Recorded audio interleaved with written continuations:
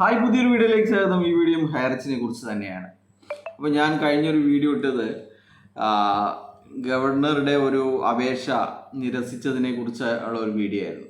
അപ്പോൾ അതിൻ്റെ അടിയിലും വന്നത്, എനിക്ക് ഹൈറിച്ചിനെ കുറിച്ചൊന്നും പറയാനില്ലടാ, ഹൈറിച്ചിനെ കുറിച്ച് വീഡിയോ ഇടടാ എന്ന് ഒരാള്, ഇതൊരു ഹൈറിച്ചിനെ കുറിച്ച് പറയുന്ന, ഹൈറിച്ചിനെ കാര്യങ്ങൾ പ്രതീക്ഷിക്കുന്ന ഒരാൾ വന്നിട്ട് കമൻറ്റ് ഇട്ടു. അപ്പോൾ ഞാൻ വിചാരിച്ചു എന്നാൽ പിന്നെ എന്ത് ചെയ്യും, ഇപ്പം ഇവർക്ക് വേണ്ടിയിട്ടാണല്ലോ, എനിക്ക് ഇതിൽ നിന്ന് യാതൊരുവിധ ലാഭവുമില്ല. ഇവർക്ക് വേണ്ടിയിട്ടാണ്, ഇവരുടെ പണമാണ് പോയിരിക്കുന്നത്, ഇവരുടെ പണം എങ്ങനെയെങ്കിലും കിട്ടിക്കോട്ടെ. ഇതിൽ ഒരുപാട് പാവങ്ങളുണ്ട്, പിന്നെ കുറേ കള്ളപ്പണക്കാരുണ്ട്, അവർക്കൊന്നും കിട്ടാൻ പാടില്ല. അവരൊക്കെ നിയമ നടപടികൾ എണ്ണേണ്ടി വരും. ബാക്കി അറിയാതെ പെട്ടുപോയ ഒരുപാട് ആൾക്കാരുണ്ട്. അപ്പോൾ അവരെ ഈ കള്ളന്മാരുടെ ഈ ഒരു തട്ടിപ്പിൽ നിന്ന് നമുക്ക് എങ്ങനെയെങ്കിലും അവർക്ക് പൈസ 5 പൈസ തിരിച്ച് കിട്ടട്ടെ എന്നുള്ള കാര്യത്തിലാണല്ലോ നമ്മൾ ചെയ്യുന്നത്. അപ്പോൾ ഇദ്ദേഹം ഇങ്ങനെ പറഞ്ഞ അവസ്ഥയ്ക്ക് നമുക്ക് ചെയ്യാതിരിക്കാനും വഴി. അപ്പോൾ അത് അങ്ങനെ ചെയ്തിരിക്കുമ്പോഴാണ് എനിക്ക് മണി ചെയിൻ നടത്തി അത് ഗവൺമെൻറ് പൂട്ടിച്ചപ്പോൾ കരിഞ്ചന്തയിൽ പോലും ഇല്ലാത്ത വിലക്ക് കരിഞ്ജീരകം വിൽക്കാൻ പോയ ഒരാളുടെ ഒരു വീഡിയോ കാണാനിടയായത്. കരിഞ്ചന്തയിൽ കരിഞ്ജീരകം വിൽക്കാൻ പോയ ഒരാൾ, അദ്ദേഹത്തിന് വാച്ചൊക്കെ കിട്ടിയിട്ടുണ്ട്. നമുക്കൊന്നും വാച്ച് ഉണ്ടായിട്ട് നമ്മൾ കെട്ടാറില്ല, നമ്മൾ മൊബൈലിൽ സമയം നോക്കും. പിന്നെ എന്തിനാണ് ഈ വാച്ച്? അവനിങ്ങനെ ആൾക്കാരെ പറ്റിച്ചിട്ട് വാച്ചൊക്കെ കരസ്ഥമാക്കിയിട്ടുണ്ട്.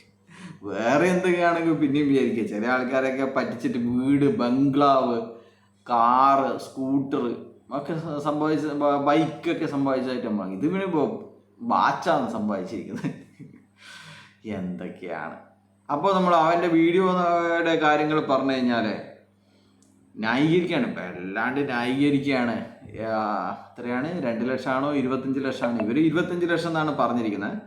2 ലക്ഷം ഗൂഗിൾ പേ ചെയ്ത സംഭവമാണ് നമ്മൾ കണ്ടത്. 25 ലക്ഷം കൊണ്ടുപോയി കളഞ്ഞതിനെ ന്യായീകരിക്കുകയാണ് ഇവൻ ഇങ്ങനെ വന്നിട്ട്. 21-ാം തീയതി രാത്രി പിന്നെ രണ്ടാമത്തെ ഫ്രീസിങ് ഉണ്ടായ സമയത്തിൻ്റെ 2 ദിവസത്തിന് ശേഷം, എനിക്ക് തോന്നുന്നു 23-നാണോ 24-നാണോ, ഇവരുടെ അന്നത്തെ വക്കീലായ മുഹമ്മദ് ഷാ ഹൈക്കോടതിയിൽ റിട്ട് കൊടുത്തിട്ടുണ്ടായിരുന്നു. രണ്ടാമത്തെ ഇത് നിയമപരമല്ല, നമുക്ക് തുറന്നു തരണം, 10-ക്ക് ഇട്ടത് തീർത്തും അനീതിയാണ്, ചതിയാണ്, വഞ്ചനയാണ് എന്നൊക്കെ പറഞ്ഞിട്ടുണ്ടായിരുന്നു. അപ്പോൾ അതിനെക്കുറിച്ച് വാദങ്ങൾ നടന്നുകൊണ്ടിരിക്കുകയാണ്. ഇപ്പോൾ ആകെ മുട്ടിയിരിക്കുകയാണ്, വാദങ്ങൾ നിന്നിരിക്കുകയാണ്. അപ്പോൾ അതിനെ ഒരു 2-3 സിറ്റിംഗ് വെച്ചിട്ട് എങ്ങനെയാണ് 2-3 മാസത്തേക്ക് നീട്ടാൻ പറ്റും? ഇവൻ്റെ വായിൽ തന്നെ അത് നമുക്ക് കേൾക്കാൻ പറ്റി.